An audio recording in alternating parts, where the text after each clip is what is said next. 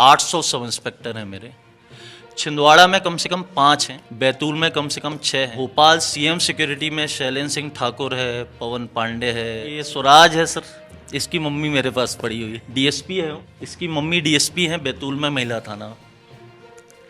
इसकी मम्मी को भी आप ही ने पढ़ाया? जी सर। सर बहुत अच्छा पढ़ाते हैं सर, बहुत मेहनत करते हैं हम लोगों के लिए। एग्ज़ाम हुए हैं लेकिन रिजल्ट्स नहीं आ रहे हैं। सर सही है कि वैकेंसीज आ रही हैं और होने नियुक्ति नहीं हो रही है, और जैसे घोटाले, पटवारी घोटाला, नर्सिंग घोटाला, ऐसे कई घोटाले। नमस्कार। देश में प्रतियोगी परीक्षाओं को पास कराने की गारंटी देने वाले हजारों लाखों कोचिंग इंस्टीट्यूट हैं।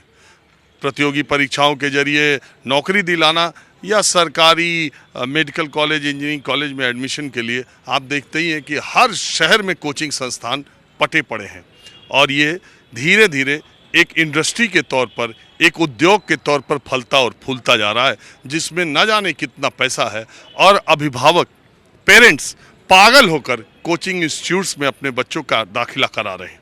मैं छिंदवाड़ा में था और मुझे एक टीचर के बारे में पता चला, तो मैंने सोचा कि आपको अपने इस प्लेटफॉर्म पर उस शख्सियत से, उस गुरु से, उस टीचर से मुलाकात कराऊं कि आज के दौर में भी किस किस तरीके से देश के अलग अलग हिस्सों में किस किस तरीके से लोग अपनी तरह से लोगों की मदद कर रहे हैं, सेवा कर रहे हैं। आपको मैं दिखाऊं, ये जो संजय उपाध्याय ट्यूटोरियल है, ये एक छोटी सी, आप देख ही रहे, एक रूम का ये किराए पर लेकर एक टीचर है जो कि बच्चों को प्रतियोगी परीक्षाओं की तैयारी कराते हैं। यहाँ पर एसआई की, एमपीपीएससी की, बैंक की और व्यापम, पटवारी की तमाम तरह के कोर्सेज के लिए पढ़ाते हैं। और सबसे बड़ी बात है कि संजय उपाध्याय अपने कोचिंग में अकेले मुख्य शिक्षक हैं, वो खुद ही पढ़ाते हैं, और जनरल स्टडीज़, हिंदी वो पढ़ाते हैं। कुछ एक चीज़ के लिए एक आध अध्यापक और रखा है। तो चलिए मैं क्लासरूम में चलता हूँ और उनसे मिलवाता हूँ, और आपको उन बच्चों की कहानी भी सुनाता हूँ जो कि एक अच्छी आदत सरकारी नौकरी के लिए लगातार तैयारी कर रहे हैं। उनका माहौल क्या है, वो क्या सोच रहे हैं चुनाव की दृष्टि से भी, और उनके मन में क्या चल रहा है, ये भी आपको दिखाता हूँ।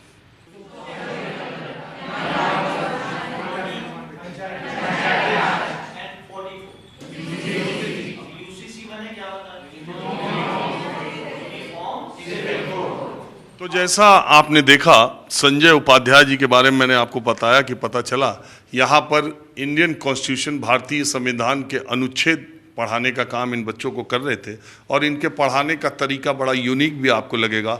सारे संविधान के सारी जो अनुच्छेद हैं वो इसको लिख देते हैं, और पहले एक बार पढ़ा देते हैं, और फिर एक पहेली की तरह बीच बीच में पूछते रहते हैं कि इस अनुच्छेद में क्या है, इस अनुच्छेद में क्या है। पहले एक बार पढ़ा के और फिर ऊपर नीचे करके पूछते रहते हैं, और इससे बच्चों की तैयारी बहुत अच्छे तरीके से होती है। करीब मेरी गिनती के हिसाब से 60, 70, 80 बच्चे यहाँ पर हैं, जो लड़कियों की संख्या और लड़कों की संख्या करीब करीब बराबर है। तो आपको मैं मिलवाता हूँ संजय उपाध्याय जी से, एक गुरु जी से, जिन्होंने पिछले 28 सालों से, यस सर, 96-97 से। तो आपने ये कैसे क्लास शुरू किया? सर मैं एमपीपीएससी की प्रिपरेशन कर रहा था। 96 में मैंने इंटरव्यू दिया, तो अनफॉर्चुनेटली मेरा नहीं हुआ। तो कुछ मेरे मित्रगणों ने मुझे इंसिस्ट किया कि पॉकेट मनी निकालने के लिए तुम पढ़ाओ, और मैंने पढ़ाना शुरू किया। फॉर्चुनेटली क्या हुआ, 98 में, मतलब एक मिसाल है मध्य प्रदेश के इतिहास में, 98 में मेरे पास 73 बच्चों का एक बैच था सब इंस्पेक्टर का, एमपी सब इंस्पेक्टर का, जिसमें से 63 बच्चे रिटर्न निकले और 38 बच्चों का चयन हुआ, जिसमें एमपी टॉप रैंकर्स में 3 रैंकर्स थे। राहुल देवलिया, महिलाओं में एक संध्या रानी सक्सेना जी थी, और एक नरेंद्र सिंह करके लड़का था। तो इन लड़कों का जब सिलेक्शन हुआ तो पूरे शहर में हल्ला मच गया। फिर मैं प्रिपरेशन करता रहा, और फिर मैंने 1-2 इंटरव्यू दिए, पर किस्मत में शायद यही लिखा था। तो छिंदवाड़ा शहर में मेरी आदत है कि जब मैं घूमते फिरते रहता हूँ लोगों के बारे में जानकारी, छिंदवाड़ा शहर में संजय उपाध्याय जी, एक इंटर कॉलेज है, उसमें एक कमरा यही है इनके पास, पूरा इंफ्रास्ट्रक्चर यही है। आज की तारीख में पीसीएस की, आईएएस की तैयारी कराने वाले जो कोचिंग संस्थान है, आप उनमें देखिए माइक लगाकर स्पीकर से पढ़ाया जाता है, 300 बच्चे पढ़ते हैं, एयर कंडीशन क्लासरूम, लाखों रुपए की फीस। तो संजय जी, ये संख्या बढ़ाया आपने क्यों नहीं? मतलब आपने इसको, मुझे ये पता चला कि आपने होर्डिंग भी कहीं नहीं लगवाई है, बस यहीं पे एक होर्डिंग नहीं है। मैंने आज तक कभी होर्डिंग नहीं लगाया। ये कोचिंग की बच्चों ने इस साल लगवाया है पहली बार। सर मेरे पास करीब 35 से 40 जिलों के बच्चे आते हैं, इवन भोपाल इंदौर के भी बच्चे आते हैं। अभी स्ट्रेंथ थोड़ी कम है, उसका रीज़न ये है कि 17 से सब इंस्पेक्टर की कोई वैकेंसी नहीं आई है, और 19, 20, 21, 22 जो MPPSC के रिजल्ट्स हैं वो अपरिहार्य कारणों से रुके हुए हैं। MPPSC के रिजल्ट, पब्लिक सर्विस कमीशन के रिजल्ट आ ही नहीं, 4 साल लगातार हो रहा है, लेकिन अंतिम रिजल्ट अभी तक नहीं आया। इंटरव्यूज नहीं हो रहे हैं, बच्चे करेंगे क्या? अब सर वो तो मैं कुछ भी कहने के लिए अधिकृत नहीं हूँ सर इसमें, ठीक है ना। लड़के कर रहे हैं लेकिन प्रिपरेशन। अच्छा, मुझे जब आपके बारे में पता चला तो ये पता चला कि मध्य प्रदेश के किसी थाने में चले जाएं तो आपका पढ़ाया हुआ वहाँ एक इंस्पेक्टर जरूर मिल जाएगा, दरोगा। हाँ सर, ये तो है। लगभग 800 सब इंस्पेक्टर हैं मेरे।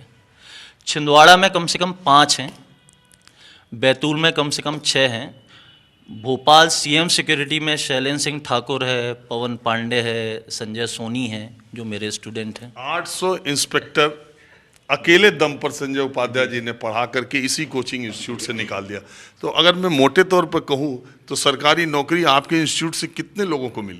लगभग 2000 सर। इतनी तो मध्य प्रदेश में वैकेंसी नहीं निकल रही। निकलती सर, और इसमें कोई भी रिजल्ट हायर किया हुआ नहीं। मैं शुद्ध देशी तरीके से पढ़ाता हूँ, आप देख ही रहे हैं यहाँ पे, और मैं इसी को आगे बढ़ाऊँगा।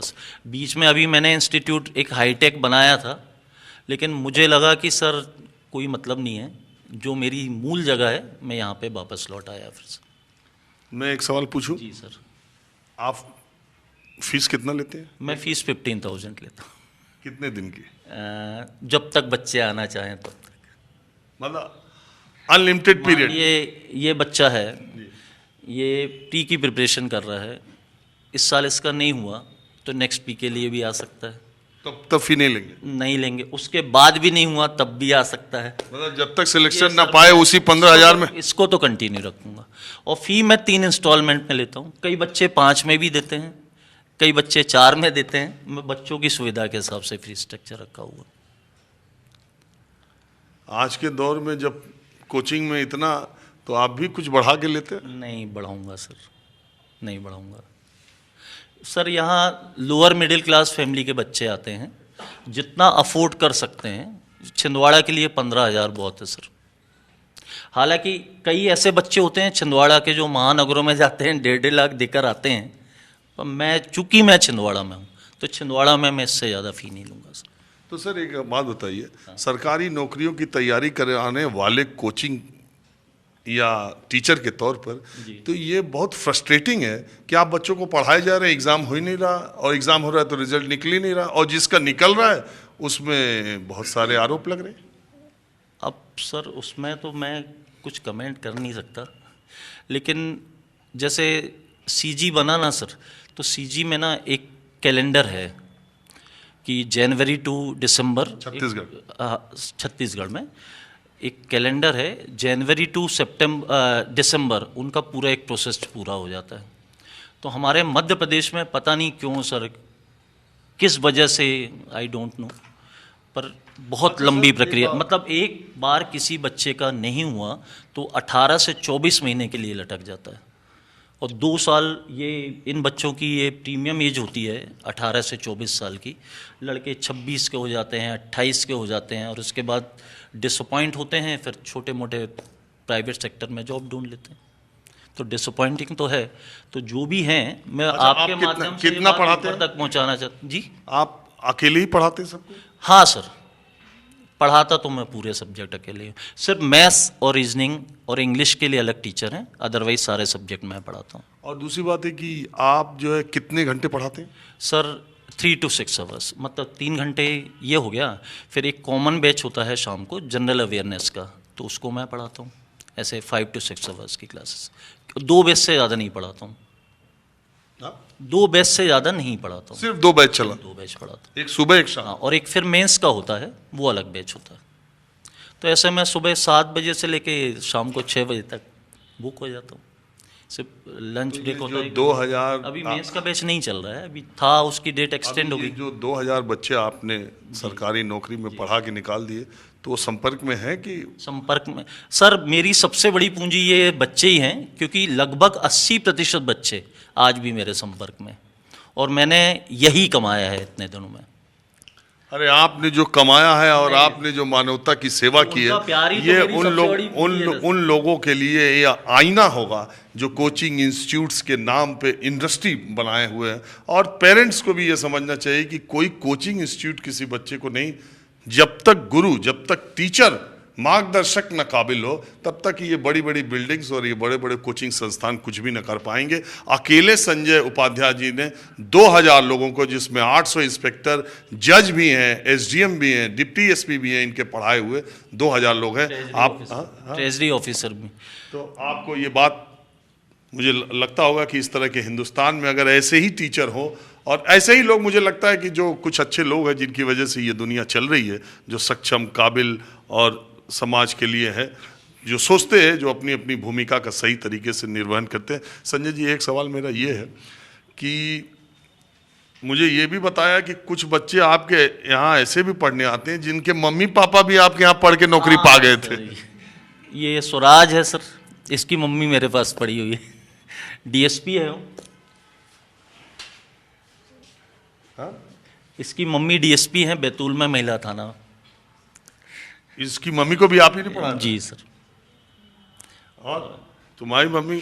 जी सर, मेरी मम्मी भी सर के मार्गदर्शन में 2000 बैच की टॉपर है, और मैं भी अभी सर के मार्गदर्शन में पीएससी की कोचिंग कर रहा हूँ। तो तुम वहाँ से चले आए यहाँ? जी जी सर। कमरा लेके रहते? जी नहीं, घर ही है सर, घर ही सर। तो अब यहाँ कुछ और बच्चे हैं, जरा उनसे मैं पूछता हूँ, आप किस चीज़ की तैयारी कर रही हैं बेटा? बैठो बैठो, हम ही बैठ जाते हैं। सर मैं MPPSC की प्रिपरेशन कर रही हूँ। कितने दिन से? और सर अभी मेरे 6 मंथ्स हुए हैं। तो यहाँ की सर बहुत अच्छा पढ़ाते हैं सर, बहुत मेहनत करते हैं हम लोगों के लिए। सर सुबह से उठते हैं सर आते हैं, हम लोगों को पढ़ाते हैं। सर शाम को भी सर पढ़ाते हैं। उनका सर जितना सर हमको देते हैं सर, वो हम लोगों के लिए सफिशिएंट होता है। सर जो पढ़ाते हैं सर, हम लोग उसका ही रिवीजन अगर करते हैं तो सर हमारी प्रिपरेशन बहुत अच्छे से होती है। अच्छा, एक बात ये बताओ, ये सरकार और वैकेंसीज के बारे में युवा क्या सोचते हैं, यूथ? सर ने जैसे कि अभी बताया कि वैकेंसीज मतलब एग्ज़ाम हुए हैं लेकिन रिजल्ट्स नहीं आ रहे हैं, तो सर हम लोग मेहनत कर रहे हैं, तो सर आना चाहिए। आप बताओ भैया, कब से कर रहे हो? सर 2 साल हो गए। किस चीज़ की कर रहे हो? SSC CGL। तो SSC CGL की तो वैकेंसी आती रहती है सर आते, लेकिन बहुत घोटाले हो जाते हैं, नॉर्मलाइजेशन सही नहीं होता। SSC में तो ऐसा नहीं है। होता है सर। अभी कल ही न्यू कैलेंडर आया, जिसकी सितंबर में डेट आई प्री की, और 25 में मेंस होगा सर। तब 1 साल तो सिर्फ 2 साल करीब सर ज्वाइनिंग में लग जाता है। आप क्या कर रही हैं? फिलहाल मैं हाउस वाइफ हूँ और अपने PSC की तैयारी कर रही हूँ। अच्छा, तो आपको ये विचार क्यों आया? सर मुझे लगा कि मैं कर सकती हूँ, मेरे अंदर उतना पोटेंशियल है। थोड़े टाइम बाद में MSc करने के बाद मेरे को लगा कि मैं कर सकती हूँ, फिर मैंने इसके लिए तैयारी शुरू की और मैं पिछले 1 साल से तैयारी कर रही हूँ। अच्छा, और ये जो MP में नौकरियों को लेके और युवाओं के अंदर आक्रोश की बात कही जाती है कि कुछ सही हो ही नहीं रहा है, इस पे क्या सोचती हैं आप? सर सही है कि वैकेंसीज आ रही हैं और नियुक्ति नहीं हो रही है, और जैसे घोटाले, पटवारी घोटाला, नर्सिंग घोटाला, ऐसे कई घोटाले भी हुए जिन पे कोई जांच नहीं, तो ये सब होना चाहिए सर। चलिए ठीक है सर, मुझे आपसे मिलके बहुत खुशी हुई, आपके बारे में जानकर। और जैसा मैंने कहा कि देश में अगर संजय उपाध्याय जी जैसे टीचर हो, मुझे इनके छात्र, देश में संजय उपाध्याय जी जैसे हर शहर में टीचर हो, तो फिर बच्चों को भटकना नहीं पड़ेगा, उनका रास्ता क्लियर होता चले जाएगा। बस इतना ही।